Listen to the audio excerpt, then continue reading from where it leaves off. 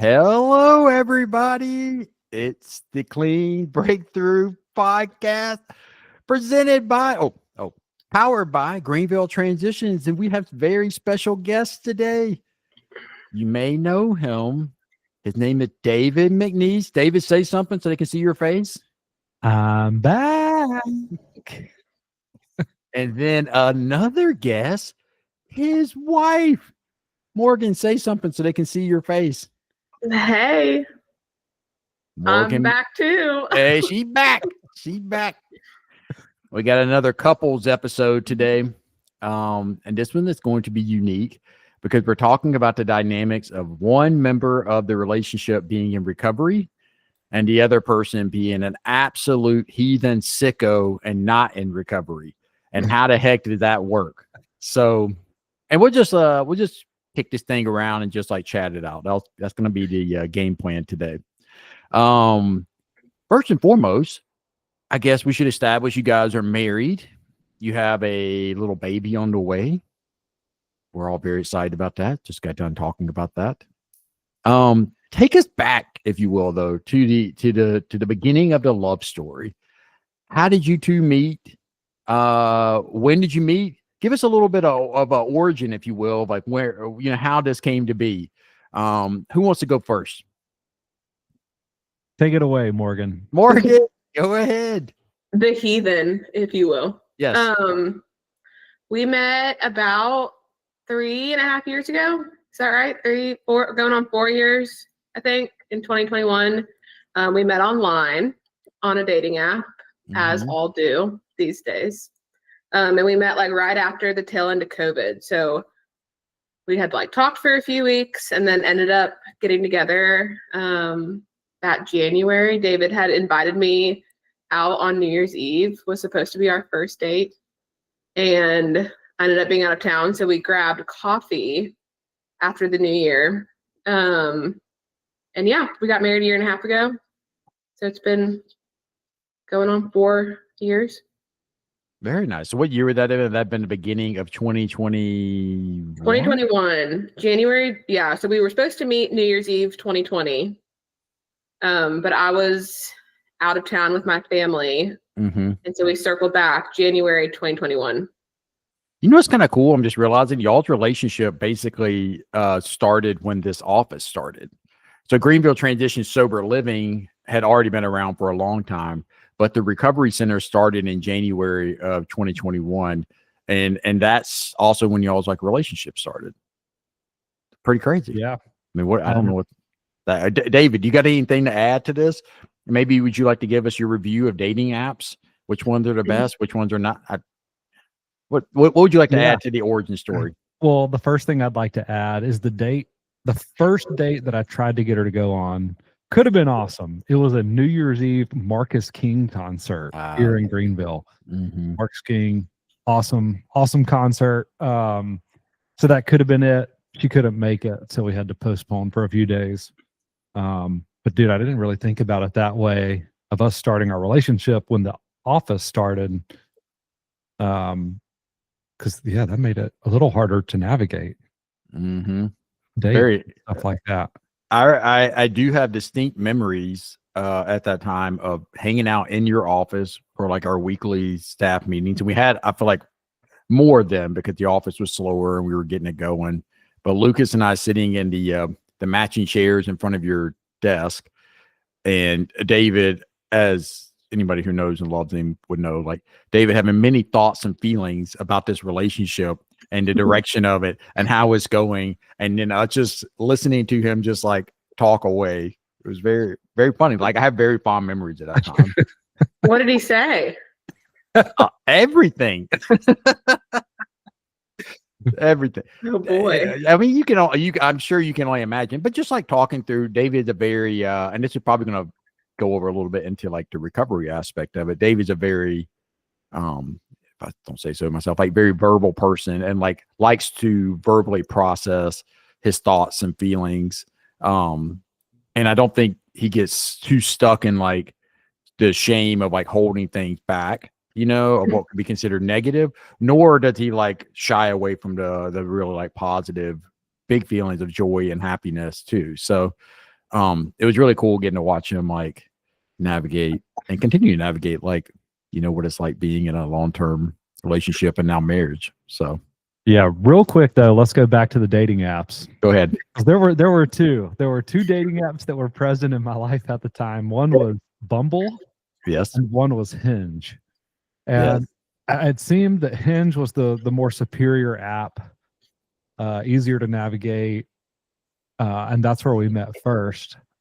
However, Morgan ghosted me on that app. She just like Morgan stopped talking for after maybe a few lines were dropped. So then when that would happen to me, because those apps are so hard to navigate, I would just delete people. If I thought that they were like uninterested or I got uninterested, I would just delete them and get them out of the pool. So I had deleted her. Then I also had Bumble, that app on my phone. And, I paid for the premium subscription that would tell you if people liked you before you swiped on them. So I got this notification that like she had liked me on Bumble. And on Bumble, the female has to talk first. The woman has to be the first one to send a message. It won't let the guy. Okay. And I was like, okay. I like this, by the way. I like this. Yeah.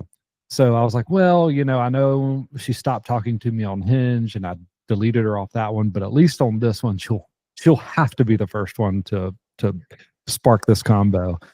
So I was like, all right, we'll give it one more shot. And I swiped right, which is that's the matchmaker swipe. And here we are about to have a baby. Yeah, there. All right, Morgan, give us your side of it. Like, what happened with the ghosting of David? Do you remember this? Would you even consider it ghosting? Does he have different definitions of ghosting? Talk us through it. Give us your side of the story here.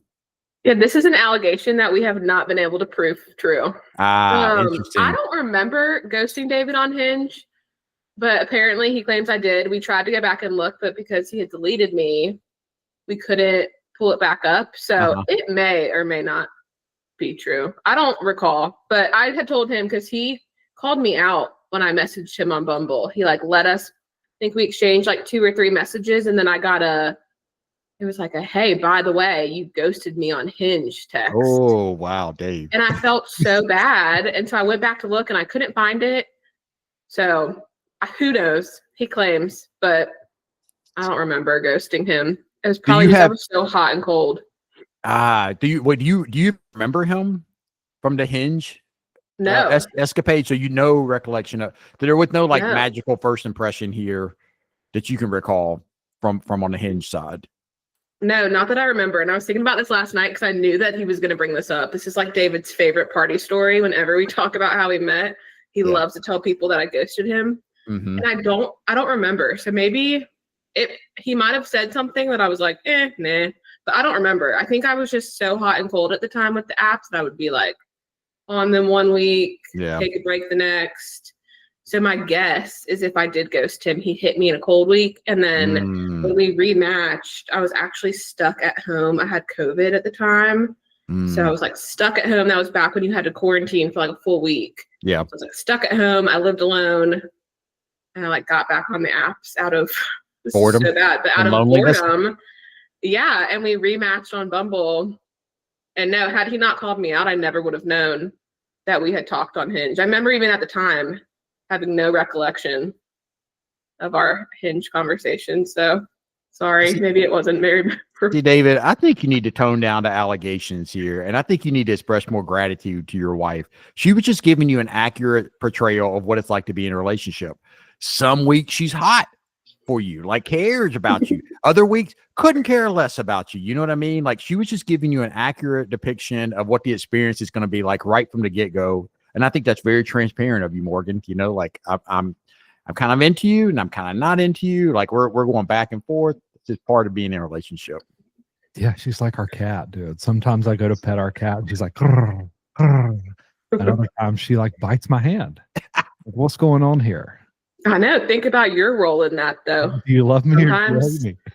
It just depends. Depends on the day.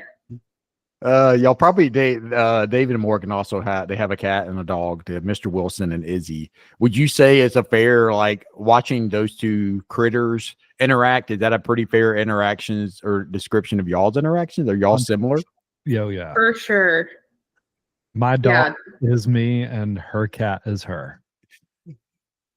That's hilarious. Really funny. Really excited to see who your kid's gonna favor, and like personality. It's gonna be really funny. Early bets she's gonna be very similar to David. That's early bets. Yeah, she already is. Mm-hmm. I would say that she's already exhibiting David-like traits. Yeah. In utero. Yeah. So. Okay. So let's roll with this into the next question. How you're going to rate each other in terms of like how transparent y'all were on your dating profiles, on your app profiles. Okay. So Morgan, you're going to rate David on like how transparent and open he was. And then David, you do the same for Morgan. Okay. Of like how transparent and like, was she in her presentation on the dating apps? What do you guys think? Did anybody have a rating yet, or like how they would classify the other person? David, you go first.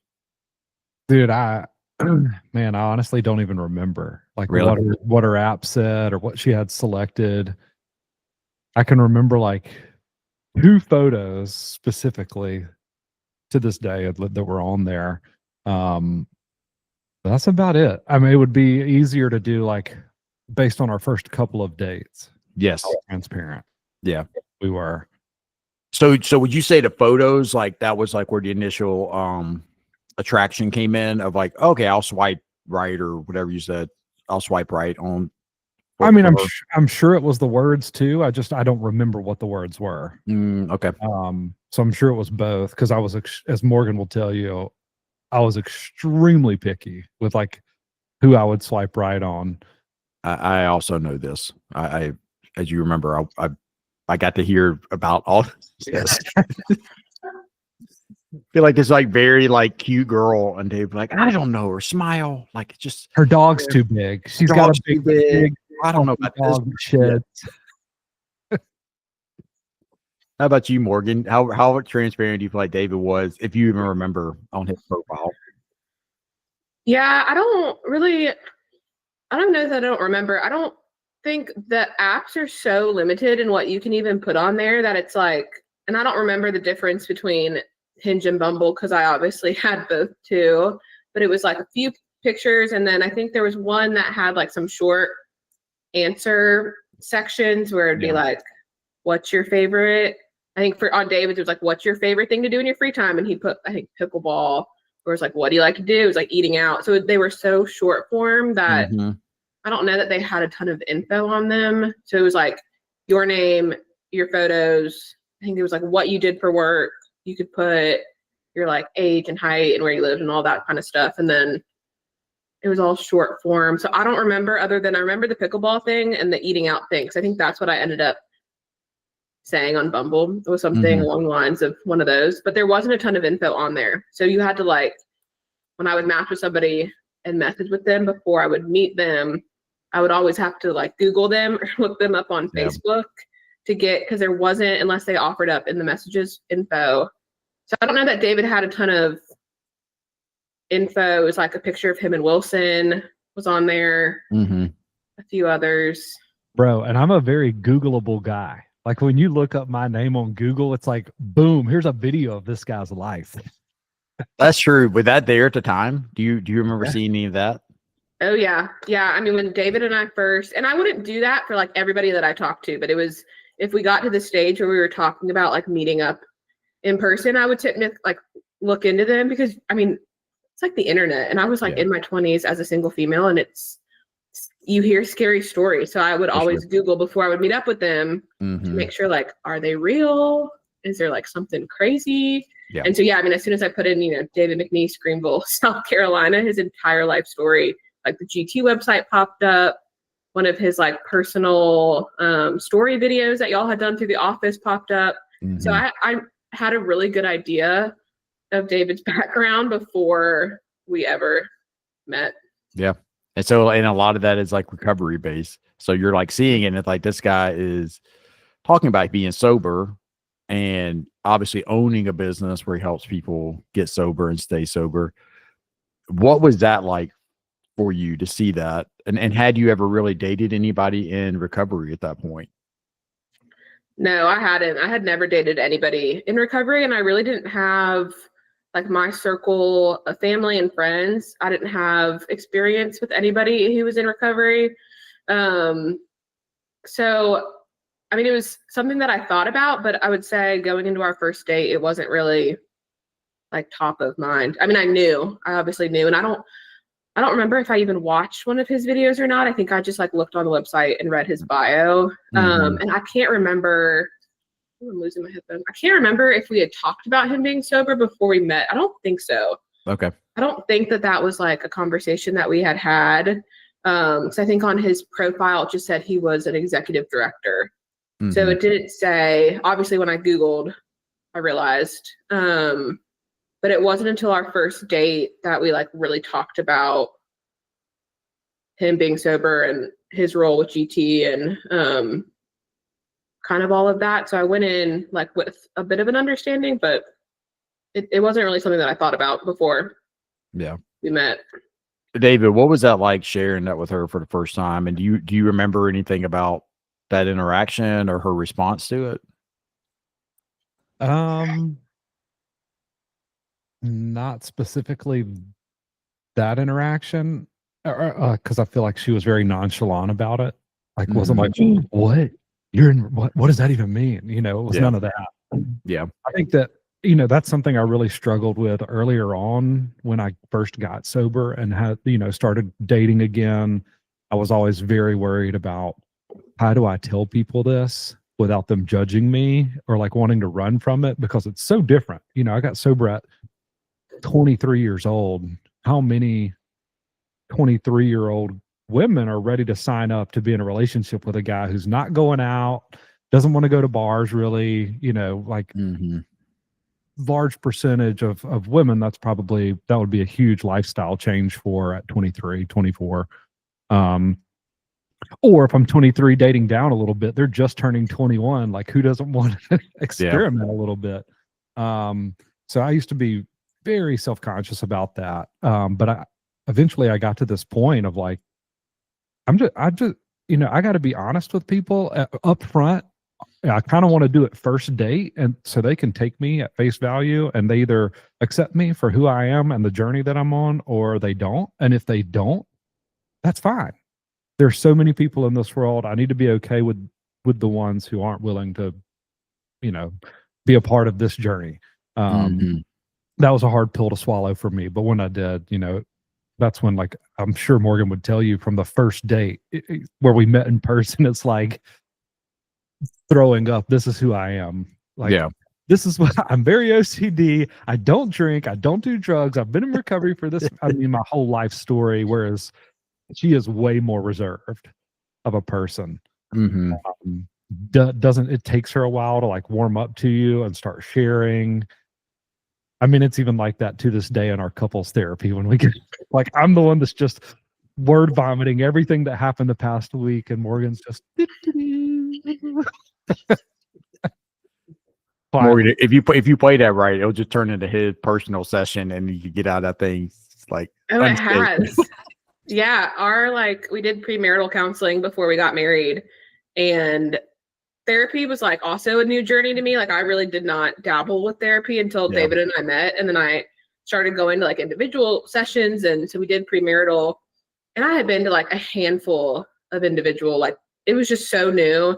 And then you have David, who's been like in intensive therapy since he was in his early 20s, and so I would say the majority of our couple sessions were just like, I mean, I would leave there and be like, I don't need to come next week. Like, I am just here to hang out and like watch you process trauma. So they often turned into, just because he was so used to it and I was not. But I've gotten better. Well, that was going to be the next thing I want to kind of talk about. Like, how has his recovery impacted you? In terms of like, you know, his like emphasis on mental health, transparency, And, you know, when you look at relationships, like, we're kind of like meant on some level to like give each other the things we're good at, you know, to kind of like help each other get better.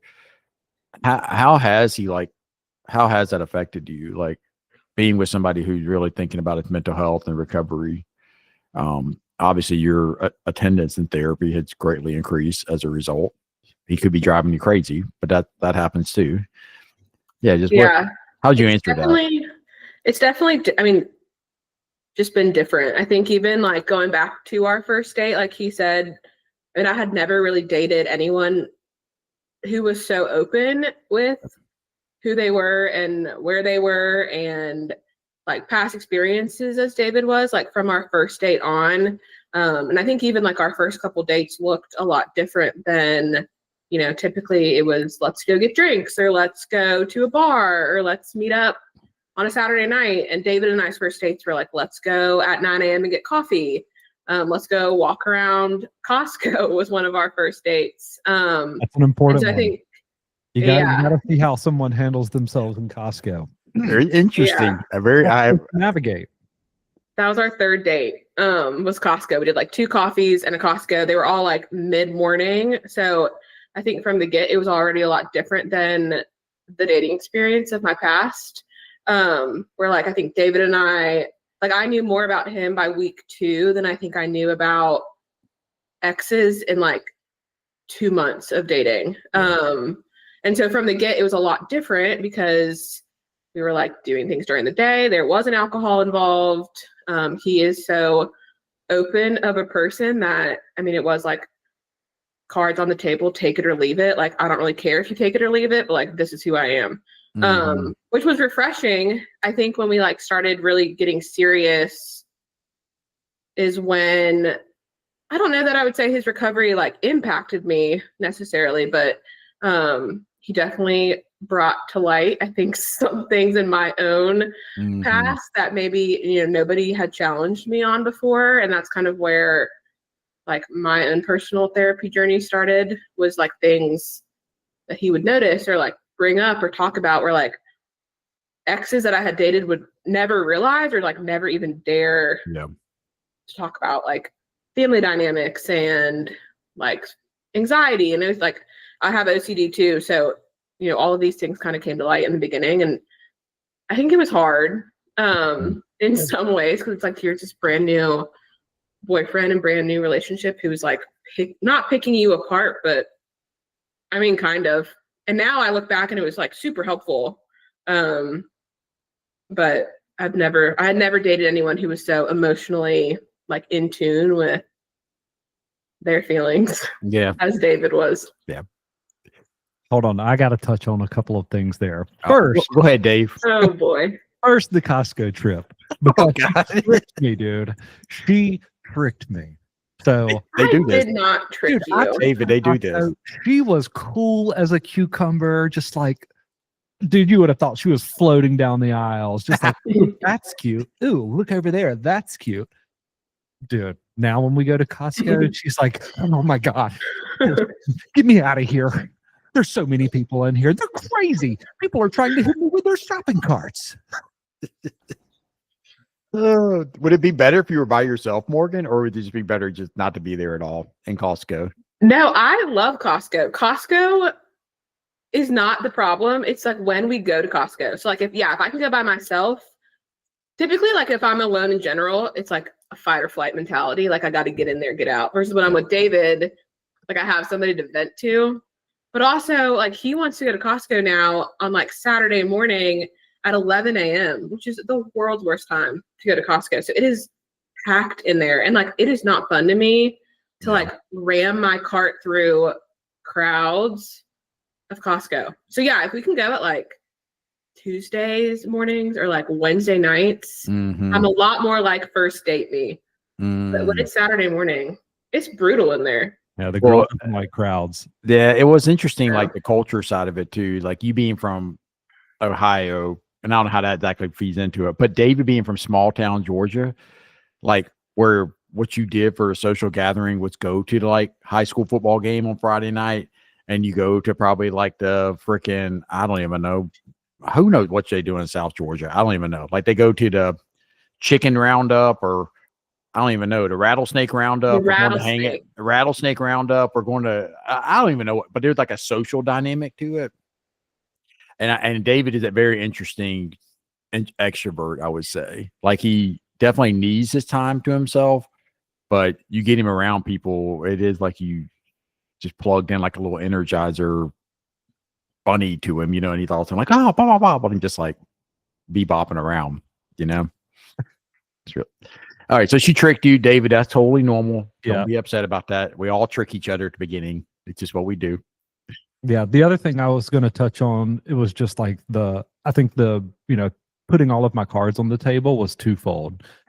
I think part of it was, I'm now in my 30s, and getting married, having a family is important to me. So it was like, I need to go ahead and like let this woman know what she's signing up for, so she can take it or leave it.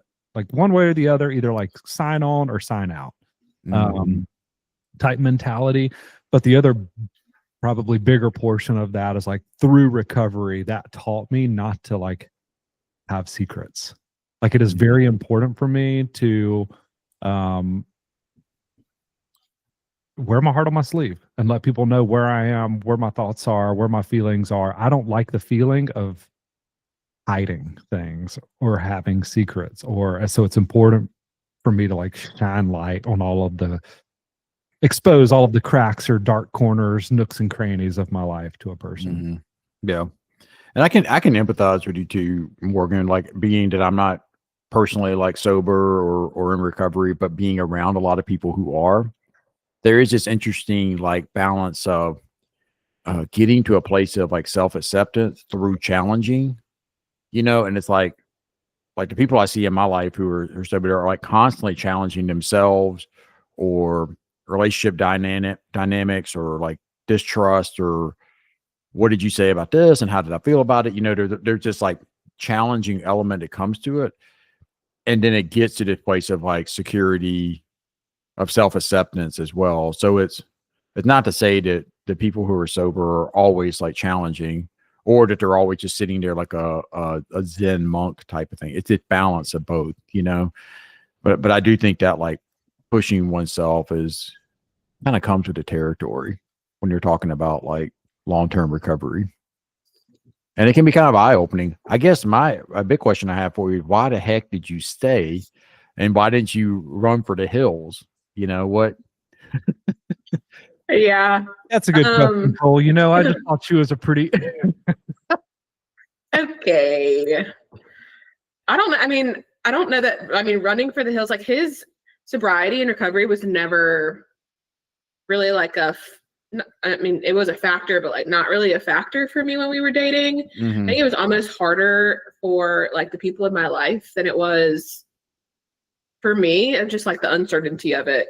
Because I can remember like pretty early on, I don't even know if they had met yet, but my mom coming to me, and she didn't know for a while David's background and his story. And when I finally, told her, what he did and where he had come from and the journey he had been on, I think she had kind of come to me with some concern of, is this a world that you want to sign up for? And like, are you okay with being with somebody? Because alcohol was a part of my life. It still is in some degree. I'm definitely not going out like I was when I was in my 20s.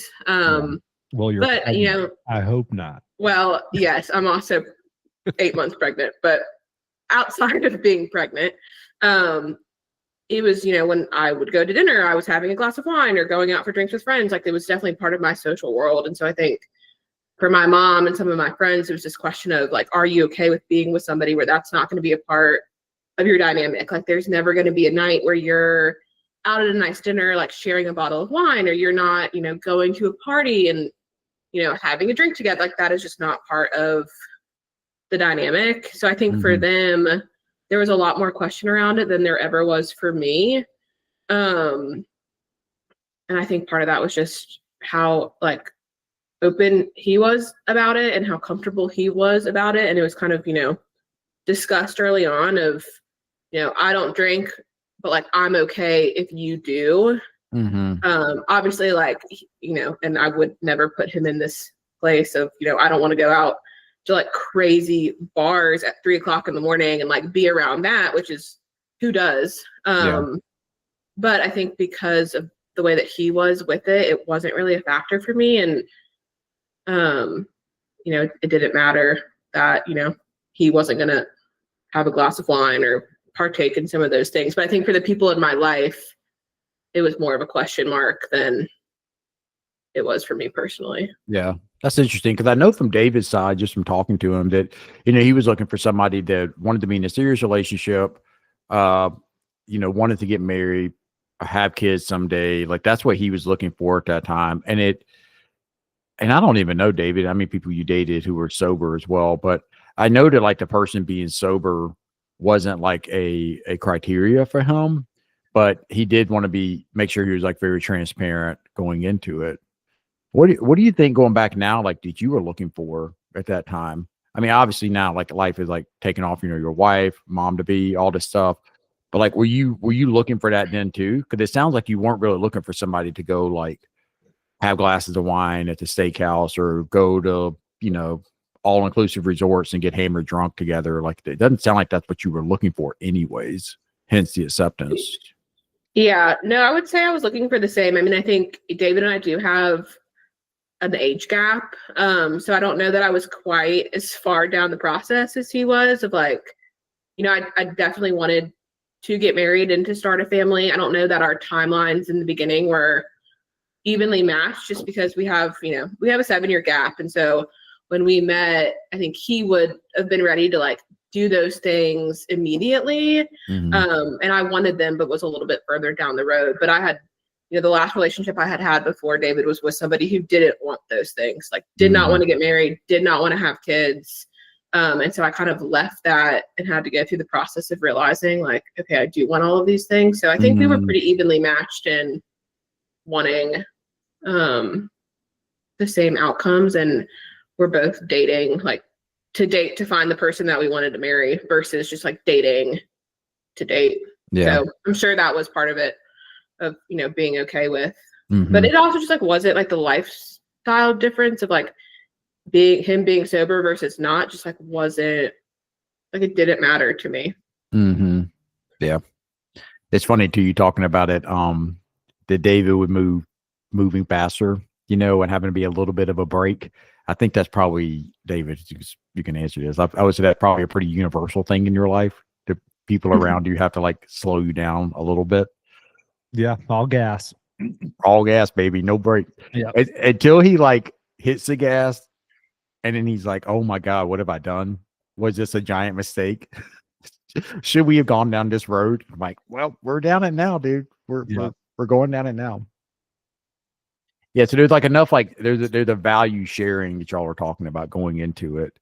That really like, and also you never knowing David while using. You never knew David when he was like, handing out balloons in frat houses or growing weed in his closet and all that kind of stuff. I mean, he had been sober for a long time by the time you met him. So there wasn't really the comparison. And that's the same too. I've never known David while using. So it's almost hard to picture because I only know like this David now, Yeah. David was 9 years sober when he and I met, like going into his 10th year. And so I think had I met him in a different phase, it definitely would have been a lot different. I think, at least looking back, like I'm thinking about it, but no, I mean, by the time that he and I met, he was like almost 10 years into it, working in it. And so I think had I met him, a year in sobriety or even 2, or when he was still using, it would have looked a lot different than it did. I think he was so solid in it that, I mean, it was a part of our day-to-day, but not as much so as had it been different. And I even now, and we've been married going on 2 years and have been together a long time. Even when I hear stories about him now from back in the days when he was using, it's really hard for me to picture like the person that I know and like put him into those stories. Like it's hard to, like, I can't picture it when I even hear the stories of the things that he used to do. So yeah. How do you guys, this is something I talked to Lucas and Logan about, but how do y'all like help each other on some level, like in taking care of yourselves. With Lucas and Logan, we were talking more specifically about like recovery meetings being a big part of like, you know, both of their dynamics because they're both in recovery. Y'all don't have that. So like, how do you, and it doesn't necessarily have to be recovery meet, but like, how do you guys like kind of like help the other person with their stress or their anxiety? You know what I mean? Like, what are some little ways you try to encourage the other person?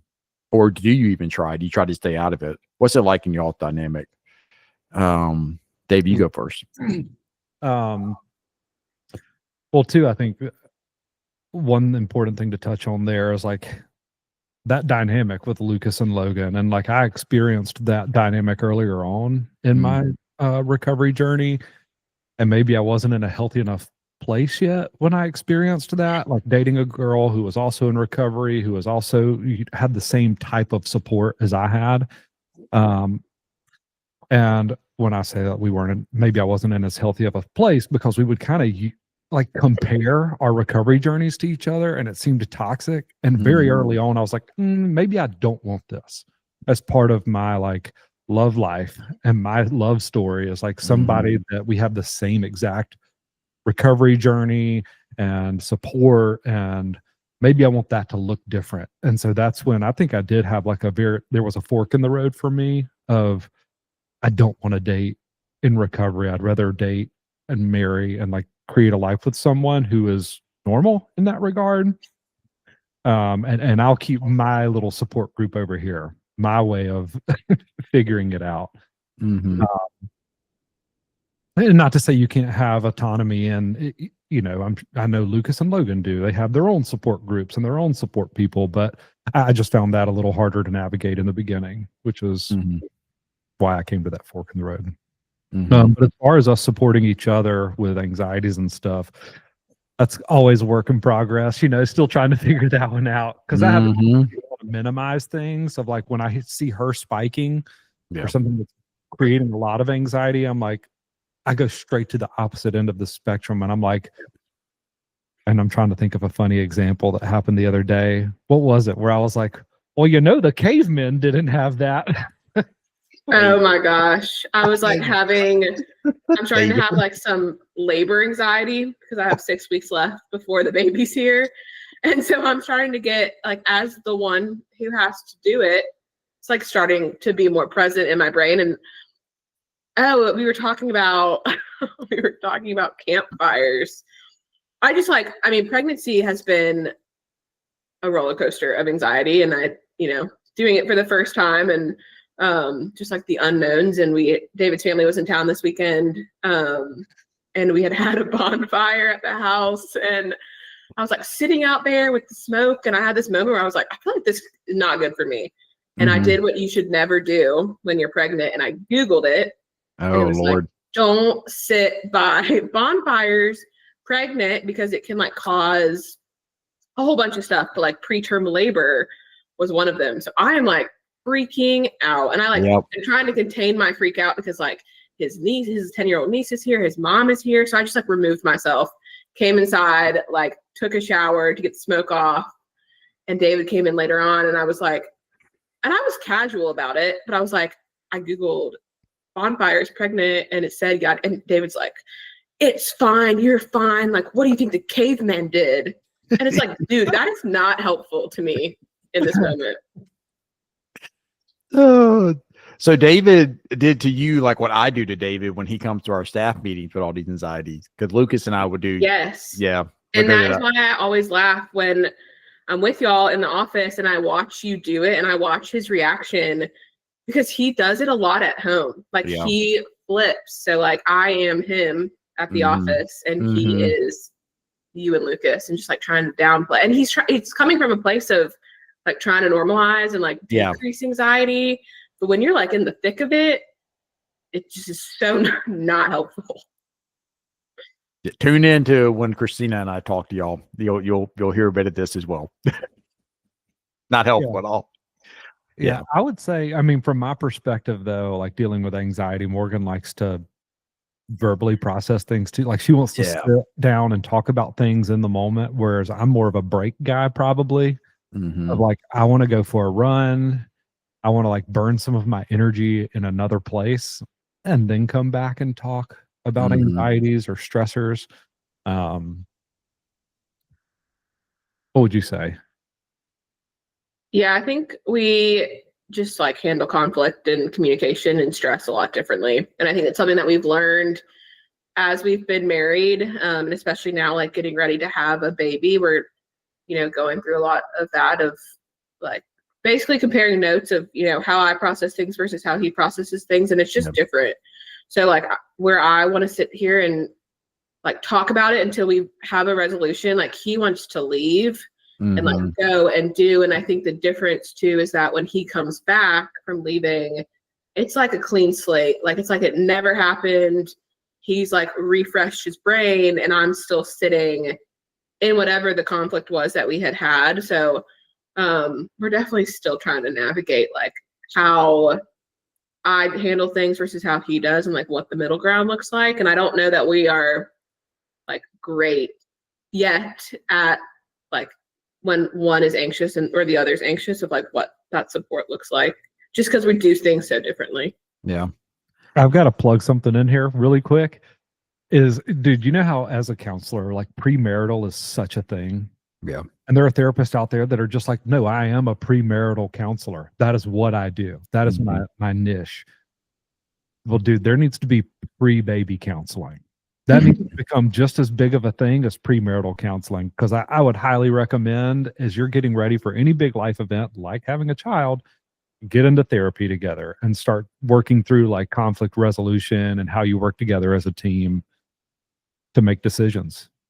Yeah, there's actually are some resources out there, and there are therapists who are specialized in postpartum counseling, but they also will do some like preventative, or not preventative, but like early, before you have the baby. Christina and I actually did a course. It was called Bringing Baby Home, and it was developed by John and Julie Gottman, who are two of like the bigger like couple therapists in the world, and have done a lot of research into relationship therapy and dynamics.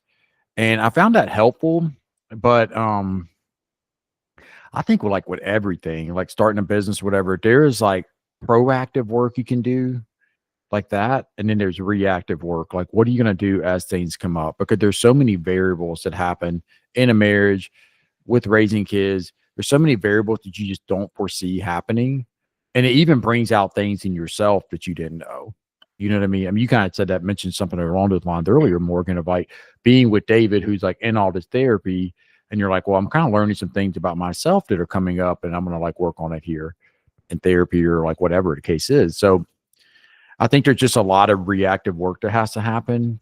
And I think, unfortunately, in our society, we only do like the fun, proactive work. Like we'll go to the birthing classes, we'll sit on the like squishy balls or whatever, listen to the speakers and all that kind of stuff. And like, that's all fine. But like, what happens like during the birth if like the baby won't turn, right? And then you have to have a C-section, your whole birth plan goes out the window. How do you like adapt and adjust to that? So I think there's just so much reactive work that has to happen, that I just think therapy is really important for all couples, to be honest with you. Like, and I say that as a therapist who's in couples therapy, like it's been a very helpful thing for Christina and I, but we'll get more into that in when y'all talk to us. But there are therapists out there to do specialize in that, Dave. Yeah. It's a good thing. Mm-hmm. Let's see. Wait, what were we talking about right before you plugged that? I had a thought. What were we on right before that? Do you remember? Supporting each other in anxiety. Yeah. Oh, I'm going to make a plug too. So there's this really good book that I've read a bit of, but it's called Burnout. And it's by these sisters who have done a lot of, I can't remember if they're like neuroscientists, but it's specifically designed to talk about stress management and stress regulation strategies for women. However, I think they, having read it and like done some research into it, I think it's helpful for men or women, however you identify. but it talks about like completing the stress cycle and like using regulation tools, like when you're starting to get like overworked and just like in this fight or flight scenario. And what it sounds like David is like doing there is like he's getting into this fight or flight type of situation and he needs to go regulate. And for him, it's like getting that energy out, usually moving his body or something like that. And then he can come back in much more regulated and like able to like talk it out and everything. And I think that's a really healthy thing as long as we understand our person needs that. And there's this commitment that we're going to come back and have the conversation. We're just not going to use that to always get out of hard conversations, you know? But it outlines like several different ways, from deep breathing, physical movement, creativity. There's a lot of different ways they talk about as a way to help regulate. I just thought of, what if we create a stressful situation in the delivery room and they're like, I'm sorry, we're going to have to perform a C-section. And I'm like, I'm sorry, doctor, I got to go for a run. I'll be back in 45 minutes. Now, dude, you sit there and do some burpees in the corner. Okay. You bring your rowing machine in too. It's like they bring her in. You just like have your rowing machine. You're like, I'm gonna be over here rowing if y'all need me. Yeah. I did do push-ups, like not in the hospital, but right before we went to the hospital. Yeah. And I had like so much stress that we were like getting ready to go. I was like, there's a picture of me in our bedroom, like doing push-ups, trying to like just get some of that nervous energy out and just feeling so out of control. Yeah. Got to get rid of it. Mm-hmm. For sure. But anyway, I highly recommend that book. I think that'd be a really good one for both of y'all to look into, because you're about to go into a big change in your life, you know? Yeah. We have one of those classes tonight. What's that? What'd you say? We have one of those classes tonight. One of the do you? classes. Yeah. That's awesome. Yeah. How would you compare going to Costco to like traveling abroad? Because I've always said that I think a couple should, before they get married, they should go to another country together where English is not the primary language and figure out how to navigate it. Are you saying that Costco on a Saturday morning just might be akin to that, a much more like affordable stressor to put a couple into to see how they navigate it? Is that what you're saying, David? Yeah. Yeah. Pretty much. Yeah. It's like, how does this person handle themselves in a high stress situation? Yeah. What's it like for you two when y'all go travel?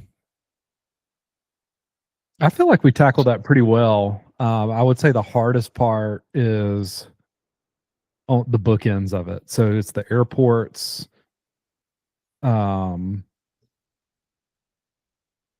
still trying to figure that one out with my wife. But she's like a germ, she's constantly thinking about germs and sickness and, how dare somebody cough on a flight? She's like, oh, COVID's on the plane. COVID is in this cabin with us right now. We're all going down. So that's tough to navigate for us. Is just like the airport, the high traffic public places, the train stations. But once we're there, even like different languages, navigating our way around, we're pretty good. Yeah. I'm worried that she struggles with me once we're there because I'm like a go person. I want to I want to pack in as much as I can. And I would say she loves to like explore and see, but she also wants that time to like, I want to read some books. I want to like sit by a fireplace with a pretty view or sit on a beach and relax. Mm-hmm. Is that accurate? Yeah, definitely. Yeah, it is. I definitely have way more of the relaxed gene in me than David does. And even when we were planning our honeymoon, that was something that we had to talk about of, do we want this to be an active vacation or a non-active one? And we kind of, we ended up putting together a trip that I think was a little bit best of both worlds, but definitely even still lean more. I mean, when we travel, we like hit the ground and we go every single day, like whether we're, I remember our first New York trip, it was like 4 days and we left and I have never been so exhausted because we just like get up, and which I love. Like I love that, but I could also be totally content to sit on a beach for a day and not do anything. And David is like, jumping. Like he cannot do that. Like by noon, he is like, get me out of here. I want to go do something. Like I need to go. So we are different in that. But I think overall we travel pretty well together, and we were lucky enough in our, before we even got married, we had done a good bit of traveling together kind of early on in our relationship. So yeah, I definitely hate airports and planes and all of that, but that's a personal problem. That's always been the case, but I think for the most part we travel pretty well together. Mm-hmm. Dude, I can make it like an hour on the beach, and then I'm like, hey, you want to build some sandcastles? Ooh, let's go in the water and see who can hold their breath the longest. You want to race? Yeah. Well, that's where baby girl is going to help a lot there. There's going to be a lot of like, that's going to be a really good thing, because there's all, even at early, it's going to be like, oh, there's a diaper to go change, or wait, no, she needs to be like put down for a nap, or oh, let's get her a bottle, or the amount of like fussing that you can do over a kid and that you have to do, like, that's going to be a really, like, hopefully like a really good place for you to channel that energy into, David, Yeah. And if you're even like that around like my kids and stuff, like going to the pool or something like that, you're like, hey, do y'all want to like dive for these things? Or maybe we should like make like a song and dance over here. And no, I'll be like a merman and you be a mermaid and we'll play. And like, okay. Gotta stay busy, dude. Okay, well then Morgan, how do you figure out how to pin him down? Like if like sitting down and processing and talking things out till there's a resolution, how do you do that? When do you catch him? Because he likes to get up and go first thing in the morning and then conk out at the end of the day. How do you pin him down? Have you figured that out yet? It's a work in progress. I've tried different things. I mean, he is just hard to pin down. And I think even, when he is here, he's constantly, on the phone or working, or, you all work, in a business that is pretty 24/7, which I think was a big adjustment for me too. I was, I worked when we met a very standard, like 8 to 5, with the exception I, come from the event world. So I did have, weekends and evenings and things like that. But I wasn't used to dating somebody who was on the clock constantly. And so I think that is even still a factor now that it's like a day by day. So typically I started tagging along on his morning walks, which he doesn't like. And that is like when I do my laundry list of tasks, he hates it, I think, secretly. But it's hard. I mean, it's hard to pin him down. I think, you got to get him while you can, because if it's like out of sight, out of mind for too long, like he's moved on to 45 other things. And, I'll bring something up sometimes and he's like, I have no idea what you're talking about. And I'm like, I've been talking about this or thinking about this for days. What do you mean? So we're still trying to figure out the best way to pin David down. We just ran into this yesterday. We were laughing about it because she was like, what are you going to do today right after breakfast? And I was like, I need to just chill for a day. Like, I just really need to chill. I think I'm going to chill today. And dude, we get home and she was like, what are you doing? I was like, well, I need to get all of these boxes out of the garage into the attic. I need to go run over to the Greenville Transitions house. I got to take some stuff over there.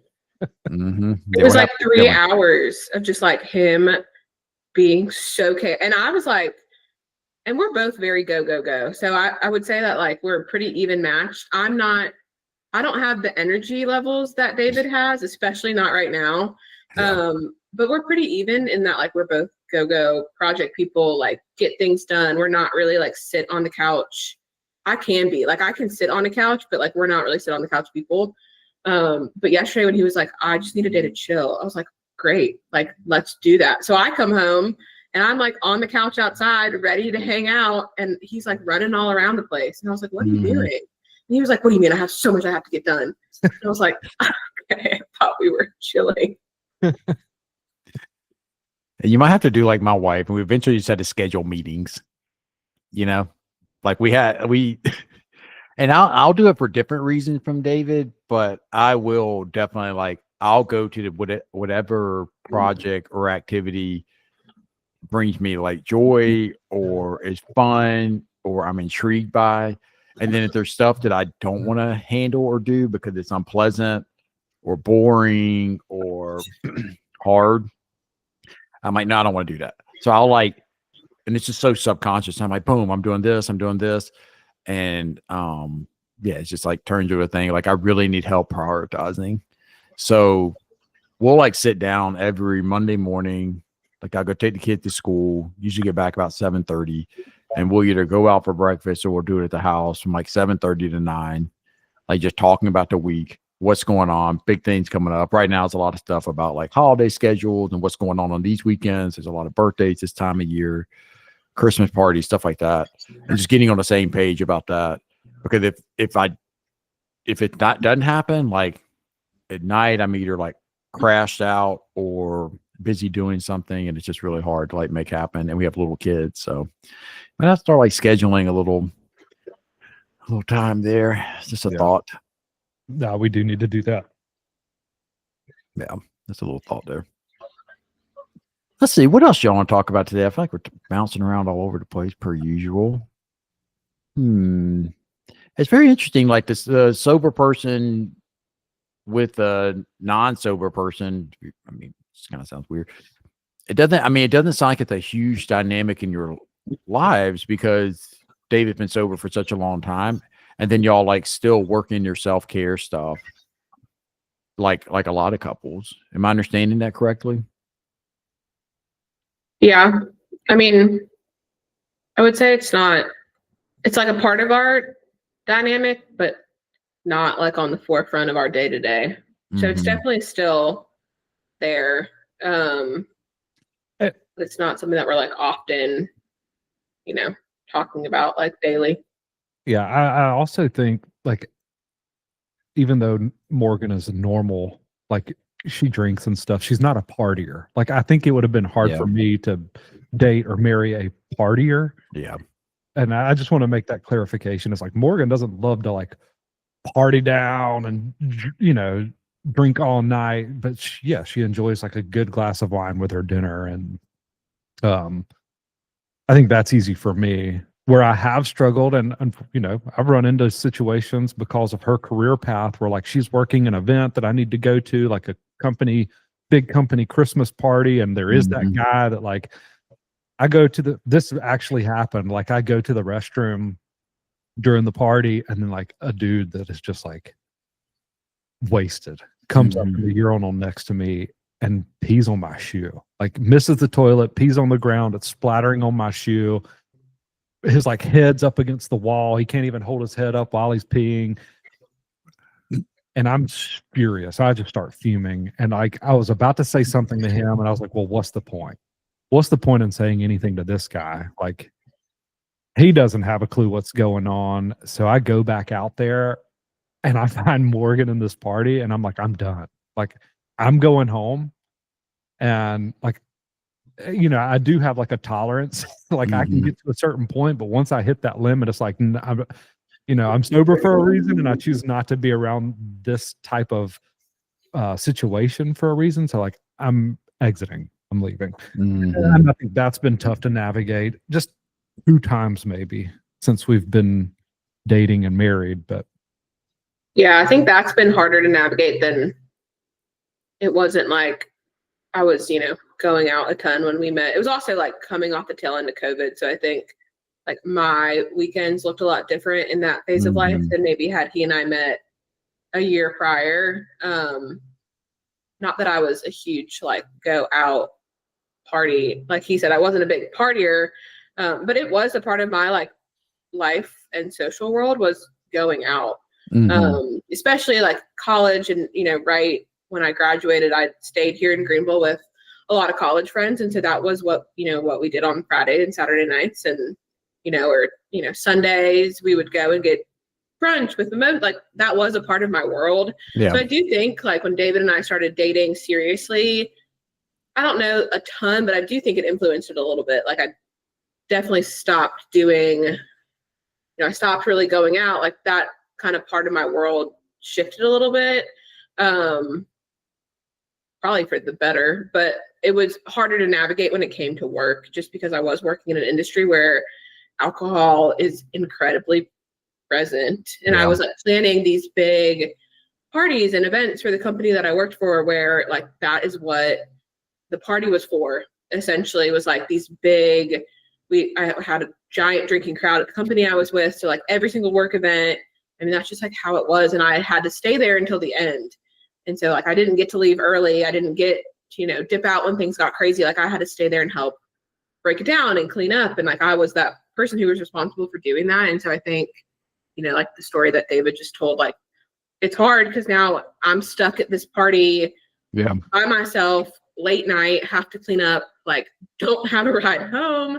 Or like I think he ended up staying that night because I was like, I need help. And I think he ended up sticking it out. But I think it was harder when it was a work thing because it was like, I'm not choosing to be here. I have to be. And this is just like part of it. And so that was a little bit harder for us to navigate kind of earlier on. Just like a conflict of, his world and mine. But yeah, I do think it influenced like the activities that I was doing a little bit in the beginning of, Saturday nights looked a lot different once we started dating than before. Yeah. Yeah. I mean, it is interesting because like it was a part of your world at that time, but like you also weren't really like looking for it that way. You know what I mean? Like didn't really want to like you'd already said, you wanted a serious relationship. You wanted to be with somebody who like wanted to build something and just hang out, And luckily David, like once you can get him to sit down, we'll do that, like he'll sit down and hang out and chill or whatever the case is. Yeah. And he was super willing. And I think this would have been different too. Like he was super willing to still, like if I had a group of friends who was going out one night, like he was fine to come and be there. I remember he said to me in the beginning, he was like, I don't care if we go out as long as there's like an activity that I can do. Like he wanted music or like trivia or like something there, or like food, whatever the thing was. And so I think because he was so willing to still like be around it in some aspect, I was like totally fine with it. I think it then came back to like the people that I was with. It was more of like I think they felt more uncomfortable in the beginning than I did of like wanting him to be comfortable. Yeah. Of like, do we drink in front of David? Like, should we order drinks? Like, should we not drink at this dinner? Like, what do we do? Like, I think that was more the dynamic than, like he was always pretty willing to, and not that I don't think we were in many of those situations, but he would always go. And then we would typically like leave before things got crazy. Do wild. Yeah. Yeah. Yeah. And even learning how to navigate it too. Of like, okay, we got to stay till the end of this thing and clean up, but it's going to get wild here. Maybe there's like a bit of like a pacing and who do I hang out with or who do I, you know what I mean? Like learning more of that. Was it earlier on when that happened, David? When the guy peed on your shoe? Or is that like, no, later on? Yeah. Yeah. Yeah. We were already living together, I think, when that happened. That was like, engaged. Were we? I'm pretty sure. I don't know. It was later down the road. We'd probably been together for like a little over a year. I don't know if we were engaged yet, but I had two of those it was a big company Christmas party where he like looked at me halfway through and I was like, oh my gosh, he wants to leave. I know he does. But he stuck it out both times. But I mean, I don't blame him. It was like wild at the end. I didn't want to be there either. Yeah. Yep. Cool. Well, anything else, gang? Anything else that you think would be helpful to chat about or discuss? No, not that I can think of. How about you, Morgan? No. I don't know. Well, I mean, we've talked a lot about what it's like for me to date somebody who's sober. But I don't know if David has any thoughts on what it was like to, like, even in now, sometimes to date somebody who is not, or like be around. Because I think also like our worlds are so like most of David's, except for you, Cole, like most of David's social circle are also people in recovery, where like obviously mine are not. Yeah. I do think there's like some dynamic there of like he had to enter like a social scene and friendships and family members who do like to drink and what that's like. That's like a whole like another episode, I think, of like kind of on that of like working in the substance abuse field, and then like when you see it, you can't unsee it with your family and friends. Cause we all like, I know David, Lucas, and I all have stories of that. Like we see it and we're like, I'm like, that's a problem. And Christina's like, what do you mean? I'm like, red flags right there. Watch out. You know, sometimes like months and years in advance, kind of like seeing it. You're like, I mean, we had a situation like that where I have a friend and it was a good, like probably 2 years before it came out, he had a problem that I was like, something's going on there, you know, like watch out. So, Yeah. And I know we're at time, but the one thing I'll say really quick is like, I've never, you know, I don't ever have a problem with her. If anything, I would encourage Morgan or her family and friends to get drinks. Like, please, like, y'all get wine if you want wine. You know, I never want someone to feel like they can't do what they want to do because I'm sitting at the dinner table with them or I'm at the event with them. So I would always encourage it. But the one crazy thought that I have because of my past is when Morgan like would order a wine and drink half of it, and then we're like getting up to leave dinner, and there's still like half a glass of wine, and I'm like, "What are you doing? You're all wrong." What? You're not going to order the whole bottle? You just want a glass? It's like my brain doesn't understand. Like, Yeah. why are you drinking? You just like the taste? Mhm. What? Yeah, we were on a flight recently and we had flown. We like somehow got upgraded to first class, and I don't remember where we were going, but they like offer you free champagne and wine and stuff in first class, and they offered me champagne, and I was like, it was early. I think it was like 10:30 or 11, and I was like, no, I'm good. Like, no thanks. And I turned him down, and David looked at me like I was crazy. He was like, you just turned down free champagne. Are you feeling okay? It's like, it is 10 o'clock in the morning. What? And he was like, what? I don't understand. Like, could not wrap his brain around it. She said, it's 10 o'clock in the morning. I said, put some orange juice in that shit. What are we talking Yeah, about? it's a little different.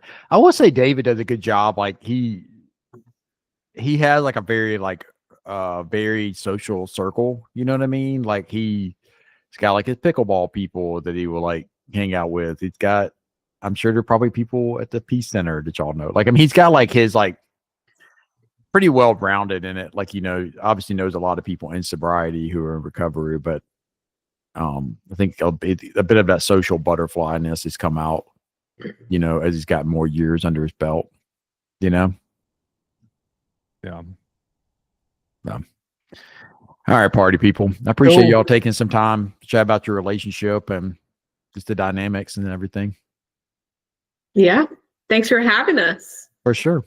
Thanks for coming on, Morgan. Thank you, Morgan. We appreciate it.